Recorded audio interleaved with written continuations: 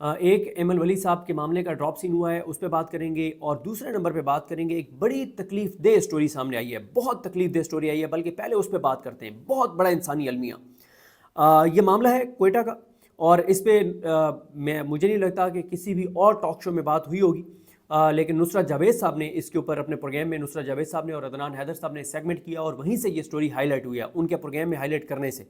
معاملہ یہ ہوا ہے کہ کوئٹہ میں جو خودکش حملہ ہوا تھا ایف سی ہیڈ کوارٹر پر، اس میں راہگیر باپ اور بیٹا وہ جا رہے تھے، دونوں شہید ہو گئے، اور ان کی ڈیڈ باڈیز جو ہیں وہ ہاسپٹل میں تھی، اور اس ہاسپٹل نے 35,000 روپے مانگے رشوت کہ آپ پیسے دیں تب ہم آپ کو یہ ڈیڈ باڈیز دیں گے، اور ان غریبوں نے اپنے غریب رشتہ داروں سے چندہ اکٹھا کیا، پیسے مانگے، اور 35,000 روپے اکٹھے نہیں ہو سکے، کیا 16,000 پیسے بھی اکٹھے ہو سکے، اور اس طرح کی اب آپ اندازہ لگائیں کہ ملک کے اندر کس طرح کی بربریت اور کس طرح کی، مطلب اس حکومت کو آپ کیا کہیں، مطلب اس نظام کو آپ کیا کہیں، کہ آپ دیکھیں کہ جو خودکش حملے میں باپ بیٹا شہید ہو گئے، بے گناہ مارے گئے، راہگیر تھے، اور اس سٹوری کے اندر بہت ساری سٹوریز اور المی ہیں، ان پہ پہلے بات کر لیتے ہیں۔ یہ سٹوری نا، ایک تو میں نے آپ کو بتایا کہ نصرت جاوید صاحب نے اپنے پروگرام میں، اور عدنان حیدر صاحب نے اپنے رپورٹر کو لے کر کی، ایک اس کے اندر یہ ہوا ہے کہ ماجد نظامی صاحب نے بھی ٹویٹ کیا ہے، اور یہ اب میں سٹوری آپ کے سامنے پڑھ رہا ہوں۔ یہ ہے زین الدین احمد صاحب کی، کوئٹہ سے اردو نیوز کے رپورٹر ہیں۔ کوئٹہ خودکش دھماکہ، باپ اور بھائی کی لاشیں حاصل کرنے کے لیے رقم ادا کرنا پڑی، یہ یعنی جس نے گفتگو کی انہوں نے بتایا کہ والد اور بھائی کی ڈیڈ باڈی کے لیے ہمیں رقم ادا کرنا پڑی۔ یہ سٹوری میں آپ کو سناتا ہوں، نظر اس میں کچھ اور المیے بھی آپ کے سامنے آئیں گے۔ وہ یہ کہتے ہیں جنہوں نے گفتگو کی، ان کا نام بھی میں آپ کو بتاتا ہوں، نیاز محمد بڑیچ جو ہیں وہ انہوں نے یہ گفتگو کی ہے۔ نیاز محمد کہتے ہیں کہ ایک تو ہمارے والد اور بھائی دھماکے میں مارے گئے، اور اوپر سے لاشیں دینے کے لیے پیسے مانگے گئے۔ پھر وہ کہتے ہیں کہ اور ان کے والد جو ہیں وہ 30 سپٹمبر کو کوئٹہ کے علاقے ماڈل ٹاؤن میں فرنٹیئر کور بلوچستان کے ہیڈ کوارٹر پر ہونے والے خودکش حملے میں شہید ہوئے تھے۔ سول ہسپتال انتظامیہ کا کہنا ہے، جب یہ سول ہسپتال انتظامیہ سے پوچھا گیا کہ یہ الزام آپ پہ آ رہا ہے، تو انہوں نے کہا کہ ہم تحقیقات کر رہے ہیں۔ اور اس کے بعد آتے ہیں جناب، اہل خانہ کے مطابق 21 سالہ صابر کی شادی، جو اس میں شہید ہوا بیٹا، 21 سالہ صابر کی شادی محض 1.5 برس پہلے ہوئی تھی، اور ان کے ہاں 1.5 ماہ قبل بیٹی کی پیدائش ہوئی تھی۔ صابر کے بھائی نیاز محمد نے اردو نیوز کو بتایا کہ باقی بھائی الگ، جبکہ صابر والدین کے ساتھ رہتا تھا، باقی بھائی الگ رہتے تھے، لیکن صابر جو ہے وہ والدین کے ساتھ رہتا تھا۔ 21 سالہ صابر جس کی 1.5 سال پہلے شادی ہوئی تھی اور 1.5 ماہ پہلے بیٹی ہوئی تھی، اور وہ والدین کی خدمت میں پیش رہتا تھا۔ وہ چھوٹا ہونے کی وجہ سے والد کو سب سے پیارا تھا۔ نیاز محمد کے مطابق صابر جو ان کا بھائی تھا، کم عمری کے باوجود گھر کی ذمہ داریاں نبھانے کے لیے بیڑیوں کی ایک دکان پر جو ہے وہ مزدوری کرتا تھا۔ انہوں نے بتایا کہ دھماکے والے دن والد اور بھائی جو صابر ہے وہ صبح گھر سے نکلے تھے، رات تک واپس نہ آئے، تو والدہ پریشانی کی حالت میں ہمارے گھر آئیں کہ صابر اور والد ابھی تک گھر نہیں آئے۔ یعنی نیاز یہ بتا رہا ہے کہ ہماری والدہ شام کو، رات کو ہمارے گھر آئیں کہ صبح سے تمہارے والد اور تمہارے بھائی صابر گئے ہوئے ہیں اور وہ واپس نہیں آئے۔ اس کے بعد ہم نے ان کے موبائل پر کال کی تو وہ موبائل نمبر بھی بند جا رہے تھے۔ ہم نے کافی تلاش کیا لیکن کچھ پتہ نہیں چلا۔ اس کے بعد ہم نے ہسپتال کا رخ کیا۔ جب میں سول ہسپتال کے مردہ خانے پہنچا، وہاں کئی لاشیں پڑی ہوئی تھیں۔ ان سے ایک کفن ہٹا کر دیکھا تو ہمارے والد اور بھائی صابر ایک ساتھ پڑے تھے۔ نیاز محمد کے مطابق ان کے جسم تک سلامت نہیں تھے۔ بھائی کی آنکھیں ضائع ہو چکی تھیں، ٹانگ کٹ چکی تھی، جسم جل چکے تھے۔ ہم صدمے سے سنبھل نہیں پا رہے تھے۔ ان کی نیاز کے بھائی صابر اور والد کس حالت میں تھے یہ آپ نے سن لیا۔ ان کا کہنا تھا کہ صدمہ یہیں ختم نہیں ہوا، بلکہ جب لاشوں کی حوالگی کا عمل شروع ہوا تو ایک شخص آیا اور اس نے کہا کہ 35,000 روپے دیے بغیر لاشیں نہیں ملیں گی۔ یہ ہے سرفراز بگٹی کا بلوچستان، یہ ہے پیپلز پارٹی کی حکومت کا بلوچستان، یہ ہے اس سانحے کے بعد کی صورتحال جس سانحے میں اتنے لوگ جانوں سے، بے گناہ جانوں سے چلے گئے۔ اس ملک، اس صوبے، اس حکومت کے دارالحکومت کوئٹہ کے اندر سول ہسپتال کا یہ واقعہ۔ نیاز محمد جو بھائی ہے صابر کا، نیاز محمد کے مطابق وہ اور ان کے بھائی حیران رہ گئے۔ ہمیں سمجھ نہیں آ رہی تھی، جو باقی بھائی تھے جو زندہ ہیں، اللہ تعالیٰ ان کو سلامت رکھے، سمجھ نہیں آ رہی تھی کہ یہ رقم کس بات کی مانگ رہے ہیں۔ ہم نے اس شخص سے کہا کہ اس وقت ہمارے پاس اتنی رقم نہیں ہے۔ ہم نے رشتہ داروں سے چندہ اکٹھا کیا اور آخر کار 16,000 روپے لے کر ہم نے اپنے باپ اور بھائی کی لاش وصول کی۔ انہوں نے کہا کہ اس وقت ہم شدید صدمے میں تھے، اس لیے ہم نے بحث نہیں کی۔ ہمارے ہاتھوں میں صبح گھر سے زندہ سلامت نکلنے والے باپ اور بھائی کی جلی ہوئی کٹی ہوئی لاشیں تھیں، اور اوپر سے ہسپتال کے عملے کا یہ رویہ، یہ ہمارے زخموں پر نمک چھڑکنے کے مترادف تھا۔ ظاہر ہے جب پورے ملک کے اندر ایک کرپٹ نظام نافذ ہوگا، جب اوپر سے لے کے نیچے تک کرپشن ہوگی، لوٹ مار ہوگی، چور ڈاکو لٹیرے ملک پہ مسلط ہوں گے، تو یہی ہوگا اوپر سے نیچے تک۔ نیاز محمد کا کہنا تھا کہ وہ رقم لینے والے شخص کو تو نہیں جانتے کیونکہ اس نے اپنی شناخت نہیں بتائی، لیکن سامنے آنے پر وہ اس شخص کو پہچان لیں گے۔ پھر انہوں نے مزید کہا کہ اس واقعے کے بعد سے ماں کی حالت بہت خراب ہے، انہیں غشی کے دورے پڑ رہے ہیں، جبکہ گھر میں صرف 1.5 ماہ کی بھتیجی جو ابھی تک اپنے باپ کو پہچان ہی نہیں پائی تھی یتیم ہو گئی۔ ہمارے گھر کا سکون چھن گیا ہے۔ حاجی نور محمد کے بھانجے محمد ظریف کا کہنا ہے کہ ان کے نور محمد جن کے جو شہید ہوئے، اور نور محمد کے بیٹے صابر بھی شہید ہوئے، اور پہلے بات ہو رہی تھی جو نیاز گفتگو کر رہے تھے، اب حاجی نور محمد کے بھانجے محمد ظریف کا کہنا ہے کہ معلوم نہیں یہ کون ظالم لوگ ہیں جو یہ نہیں سوچتے کہ ان دھماکوں سے کتنے بے گناہوں کے گھر اجڑ رہے ہیں۔ ہمارے ماموں کا ہنستا بستا گھر اجڑ گیا۔ ان کا کہنا تھا کہ ایک تو ہمارے لیے یہ بڑا صدمہ تھا، اس کے بعد دوسرا صدمہ حکومتی رویے سے لگا۔ اب تک خاندان سے تعزیت کرنے کوئی وزیر، کوئی رکن اسمبلی نہیں آیا، کوئی پوچھنے نہیں آیا۔ ایف سی ہیڈ کوارٹر کے اوپر ہونے والے خودکش دھماکے میں شہید ہونے والے جو باہر روڈ کے اوپر گزرتے ہوئے سویلینز تھے، ان کے گھر کوئی وزیر نہیں گیا، کوئی حکومتی شخصیت نہیں گئی۔ وزیر اعلیٰ سرفراز بگٹی اسلام آباد میں آ کے وکیلوں کو 10 کروڑ روپے دے کے جاتے ہیں کہ سپریم کورٹ بار کا الیکشن جتوایا جا سکے ان وکیلوں کو، لیکن سرفراز بگٹی کے پاس اتنا ٹائم نہیں ہے کہ وہ نور محمد کے گھر چلے جائیں کہ بے گناہ نور محمد اور اس کا بیٹا صابر شہید ہو گئے۔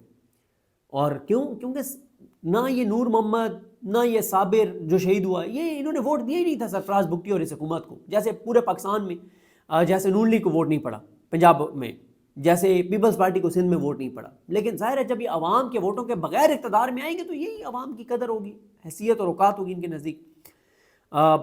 نور محمد جو شہید ہوئے، ان کا بھانجا کہتا ہے کہ ہم سمجھ نہیں پا رہے کہ یہ لوگ کیسے لوگ ہیں جو شہید ہونے والے کے گھروں سے بھی پیسے مانگتے ہیں۔ ہمیں کہا گیا کہ پیسے نہ دیے تو لاشیں نہیں ملیں گی۔ یہ الفاظ ہمارے لیے دوہری اذیت کا باعث بنے۔ محمد ظریف نے بتایا کہ لاشوں کو گھر پہنچانے کے لیے فلاحی تنظیم کی ایمبولینس سروس نے بھی رقم طلب کی۔ حکومت کا کام تھا کہ دکھ اور غم کی اس گھڑی میں شہداء کے اہل خانہ کی مدد کرتی، مگر الٹا ہمیں لاشوں کے لیے بھی پیسے دینا پڑے۔ نیاز محمد کے مطابق، نیاز محمد جو صابر کا بھائی ہے اور نور محمد کا بیٹا ہے جو زندہ ہیں، اللہ تعالیٰ نے سلامت رکھے، نیاز محمد کے مطابق ان کے والد گزشتہ کئی ماہ سے نادرہ کے دفتر کے چکر لگا رہے تھے۔ میں نے کہا نا کہ اس المیے میں اور کئی المیے ہیں۔ بے گناہوں کا شہید ہونا پہلا المیہ، ان شہیدوں کی ڈیڈ باڈیز کے لیے پیسے مانگنا دوسرا المیہ، اس کے بعد ان کے گھر میں کسی حکومتی وزیر کا نہ جانا تیسرا المیہ، اور چوتھا المیہ سنیے۔ نیاز محمد کے مطابق ان کے والد گزشتہ کئی ماہ سے نادرہ کے دفتر کے چکر لگا رہے تھے کیونکہ خاندان کے ریکارڈ میں نامعلوم شخص کا اندراج کیا گیا تھا، جس پر والد نے نادرہ میں شکایت درج کرائی تھی، لیکن شکایت کا ازالہ کرنے کے بجائے والدہ کا ہی شناختی کارڈ بلاک کر دیا گیا۔ چکر لگوا رہے تھے، چوتھا المیہ، والدہ کا شناختی کارڈ بلاک کر دیا، پانچواں المیہ۔ انہوں نے بتایا کہ والد ہر بار شکایت کے ازالے کے لیے ایک دفتر سے دوسرے دفتر بھیجے جاتے، دھماکے کے دن بھی وہ اسی مقصد کے لیے گھر سے نکلے تھے۔ ان کے ساتھ تمام شناختی دستاویزات اور کاغذات بھی گم ہو گئے یا پھر جل گئے۔ حکام کا کہنا ہے کہ لاشوں کی حوالگی کے عوض رقم طلب کرنے کے الزامات کی اعلیٰ سطح پر تحقیقات کی جا رہی ہیں، اور اسی طرح سے جناب آگے لمبے چوڑے حکومتی موقف ہیں۔ تو یہ جناب ڈاکٹر ہادی کاکڑ کے مطابق اس وقت ہمارے پاس تابوت کے لیے فنڈ موجود نہیں تھے، جس پر زرعی انتظامیہ نے تعاون کرتے ہوئے تمام شہداء کے لیے تابوت فراہم کیے۔ یہ مکمل طور پر مفت جو ہے وہ فراہم کیے جاتے ہیں تابوت اور یہ ساری معاملے۔ مطلب آپ اندازہ لگائیں اتنے واقعات ہو رہے ہیں دہشت گردی کے کہ کوئٹہ ہاسپٹل میں تابوت ہی ختم ہو گئے ہیں جو ان کے پاس تھے۔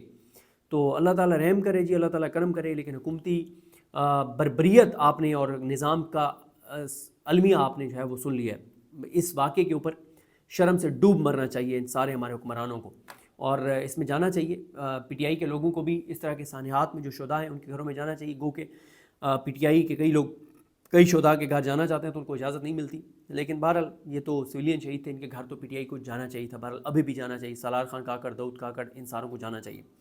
آگے آ جائیں جناب، ڈراپ سین ہو گیا ہے۔ ایمل ولی صاحب نے آپ کو پتہ ہے سینٹ میں ایک تقریر کی تھی، اس تقریر کے بعد صورتحال آپ لمحہ بلمحہ جانتے ہیں۔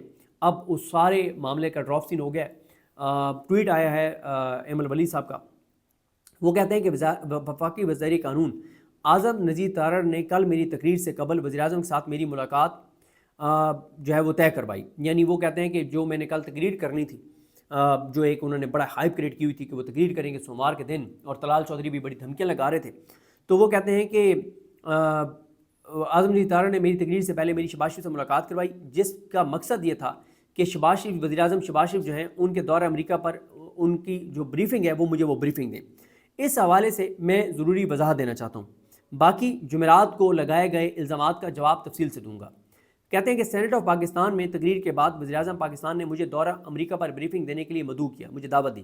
میٹنگ کے آغاز میں انہوں نے مجھ سے معذرت کی اور کہا کہ یہ سب کچھ پارلیمان میں دورہ امریکہ سے پہلے ہونا چاہیے تھا. یعنی وہ کہتے ہیں کہ پہلے ہی آپ کو بریفنگ دینی چاہیے تھی، نہیں دی، تو اب میں نے آپ کو بلایا ہے، میں معافی مانگتا ہوں، اور آپ کو میں لیٹ بلایا ہے، لیکن میں آپ کو دورہ امریکہ پہ بریفنگ دینا چاہتا ہوں. میں نے، ایمن ولی کہتے ہیں کہ میں نے شہباز شریف کی یہ معذرت اسی وقت قبول کی اور کہا کہ میری تقریر اٹھا کر دیکھ لیں، میں نے ایوان کی بالادستی کی بات کی ہے، کسی کی تصدیق نہیں کی. میری تربیت ایسے گھر میں ہوئی جہاں ہمیں بڑوں اور چھوٹوں سے بات کرنے کا سلیقہ اور تمیز سکھائی جاتی ہے. وزیر اعظم نے اپنی بریفنگ میں وضاحت کی کہ بعض دوروں میں انہیں فیلڈ مارشل کو ساتھ لینے کی ضرورت پیش آتی ہے. کچھ اسٹریٹجک مجبوریوں کی بنا پر وہ فیلڈ مارشل صاحب کو خود ساتھ لے جاتے ہیں. انہوں نے ٹرمپ وزیر اعظم اور فیلڈ مارشل کی تصویر کا حوالہ دیتے ہوئے بتایا کہ صدر ٹرمپ کو دیا گیا پتھروں کا تحفہ فیلڈ مارشل نے اپنی جیب سے خریدا تھا اور اس کا معدنیات کی کسی ڈیل جو ہے وہ ملکی یا غیر ملکی ڈیل سے کوئی تعلق نہیں تھا. میں نے جواب میں کہا کہ مجھے یہ جرت ہے کہ اگر کھلے عام تنقید کر سکتا ہوں تو غلطی ہونے پر معذرت بھی کر سکتا ہوں. اگر اس تصویر کا پختونخوا اور بلوچستان کی معدنیات یا کسی سودے سے کوئی تعلق نہیں تو میں معذرت خواہ ہوں. پختونخوا اور بلوچستان کی معدنیات پر حق وہاں کے عوام کا ہے، اس میں مقامی لوگوں کو شامل کیا جانا چاہیے. ہم نے ترقی کی مخالفت نہ کبھی کی ہے، نہ معیشت کی بہتری کی مخالفت کی ہے. ہماری یہ بریفنگ انہی نکات کے ساتھ اختتام پذیر ہوئی، یعنی شہباز شریف اور میری جو بریفنگ تھی انہی نکات کے ساتھ اختتام پذیر ہوئی کہ میں نے اپنی تقریر میں کسی کی ذات کی بے حرمتی نہیں کی، نہ ہی کسی کی تضحیک کی. پھر بھی اگر کسی کو میری بات سے دکھ پہنچا ہو تو میں معذرت خواہ ہوں، کیونکہ ملک کے دفاع کے حوالے سے فیلڈ مارشل کے کردار کو میں نے سراہا ہے اور سراہتا رہوں گا. البتہ جہاں آئینی دائرہ اختیار سے تجاوز کیا جائے گا وہاں مظلوم قومیتوں کے نمائندے کی حیثیت سے میں آواز بلند کرتا رہوں گا. آخر میں تیسری سٹوری پہ بات کر لیتے ہیں. حافظ نعیم الرحمان صاحب کے بیان پر تحریک انصاف کا رد عمل آیا ہے. وہ یہ کہتے ہیں کہ تحریک انصاف نے کہا ہے کہ آپ کا یہ کہنا کہ پی ٹی آئی نے فلسطین کے مسئلے پر خاموشی اختیار کی ہوئی ہے، یہ الزام حقیقت کے قطعی منافی ہے. تحریک انصاف نے نہ صرف فلسطین کے مسئلے پر مسلسل حمایت کا موقف اپنایا ہے بلکہ حالیہ غزہ امن منصوبے اور اس کے بعد جاری اسرائیلی جارحیت کے خلاف واضح اور تحریری رد عمل دیا ہے. اس بارے میں تمام بیانات پارٹی کے آفیشیل پلیٹ فارم پر موجود ہیں، جن میں اسرائیلی حملوں کی کو انسانیت سوز قرار دے کر فوری جنگ بندی، انسانی امداد کی فراہمی اور عالمی ضمیر کی بیداری کی اپیل کی گئی ہے. یہ موقف قائد اعظم محمد علی جناح اور ہمارے قائد عمران خان کے رہنما اصولوں کے مطابق ہی دیا گیا. تحریک انصاف اپنے کارکنان اور عوام کے سامنے ہمیشہ شفاف رہے گی. اگر کسی رہنما کو عمران خان صاحب کا براہ راست موقف درکار ہے تو تحریک انصاف بساط احترام پیشکش کرتی ہے کہ حافظ نعیم الرحمان صاحب خود اڈیالہ جیل تشریف لائیں، عمران خان صاحب سے ملاقات کریں اور ان کا ویڈیو پیغام ریکارڈ کریں. پارٹی مکمل طور پر آمادہ ہے کہ ان کے نام کو ملاقاتیوں کی فہرست میں شامل کیا جائے گا. سابق وزیر اعظم عمران خان نے ہمیشہ اس موقف کو دہرایا ہے کہ مشرق وسطیٰ میں اصل اور پائیدار امن اس وقت ممکن ہے جب فلسطینی عوام کی خواہشات کے مطابق ایک منصفانہ دو ریاستی حل دیا جائے. انہوں نے زور دیا کہ پاکستان کا موقف اقوام متحدہ کی قراردادوں اور 1967 سے پہلے کی سرحدوں پر مبنی عالمی موقف کے عین مطابق ہے. کوئی بھی امن منصوبہ جو فلسطینی عوام پر زبردستی تھوپا جائے کبھی کامیاب نہیں ہو سکتا. وہ یہ بات بھی کہہ چکے ہیں، عمران خان یہ بات کہہ چکے ہیں کہ فلسطین اور کشمیر دونوں جگہوں کے لوگ ایک جیسے ظلم اور اپنے حق خود ارادیت سے محرومی کے شکار ہیں. جب محترم حافظ نعیم الرحمان صاحب کے پی ہاؤس اسلام آباد تشریف لائے تھے تو وہاں ان کی ملاقات تحریک انصاف کے قائم مقام چیئرمین بیرسٹر گوری علی خان اور سیکرٹری اطلاعات شیخ وقاص اکرم سے ہوئی تھی. اس ملاقات میں تحریک انصاف نے جماعت اسلامی کے موقف کی بھرپور حمایت کا اعلان کیا. بعد ازاں مشترکہ پریس ٹاک میں حافظ نعیم الرحمان صاحب کے ساتھ شانہ بشانہ کھڑے ہو کر اظہار یکجہتی کیا گیا. لہٰذا یہ کہنا کہ پی ٹی آئی نے جماعت اسلامی کی حمایت نہیں کی سراسر غلط اور غیر منصفانہ بات ہے. ہم سمجھتے ہیں کہ اگر کوئی واقعی عمران خان کو سیاسی قیدی تسلیم کرتا ہے تو اسے ان کے ساتھ سیاسی اتحاد اور یکجہتی کو مضبوط بنانا چاہیے، نہ کہ اپنے غیر منطقی بیانات کے ذریعے فیصلہ پیدا کرنا چاہیے. انتخابات کے بعد آپ کا تحریک انصاف کے امیدواروں کے حق میں صوبائی نشست چھوڑنا حقیقت کو تسلیم کرنا اور ایک لائق تحسین عمل تھا. لیکن اس کے باوجود کراچی کے میئر الیکشن میں پی ٹی آئی کے 32 چیئرمینز کی غیر حاضری کی بنیاد بنا کر پی ٹی آئی پر الزام تراشنا غیر منصفانہ ہے. یہ معاملہ دراصل ریاستی جبر، دھمکیوں اور سیاسی انجینئرنگ کا نتیجہ تھا. تحریک انصاف سمجھتی ہے کہ یہ وقت باہمی الزام تراشی نہیں بلکہ قوم اور امت کے اتحاد اور عملی یکجہتی کا ہے. پی ٹی آئی سب دینی اور سیاسی جماعتوں کو دعوت دیتی ہے کہ وہ مل کر فلسطین کے حق میں آواز بلند کریں اور پاکستان میں فسطائیت کے خلاف، ناانصافی کے خلاف اور جمہوریت کی بحالی کے لیے مل کر کام کریں. عمران خان صاحب کی قیادت میں تحریک انصاف ہر مظلوم کے ساتھ کھڑی ہے، چاہے وہ غزہ میں ہو، مقبوضہ کشمیر میں یا پاکستان میں، اور بڑی زبردست تحریک انصاف نے بیان دیا ہے. بہرحال دیکھتے ہیں کہ حافظ نعیم نعمان صاحب آپ اڈیالہ جیل جاتے ہیں نہیں جاتے ہیں، عمران خان سے ملیں. نیکسٹ ویڈیو میں کچھ اور معلومات آپ کے ساتھ شیئر کریں گے. مجھے اپنی دعا میں یاد رکھیں. لیکن ہم سب کا حامی ناصر. اللہ حافظ.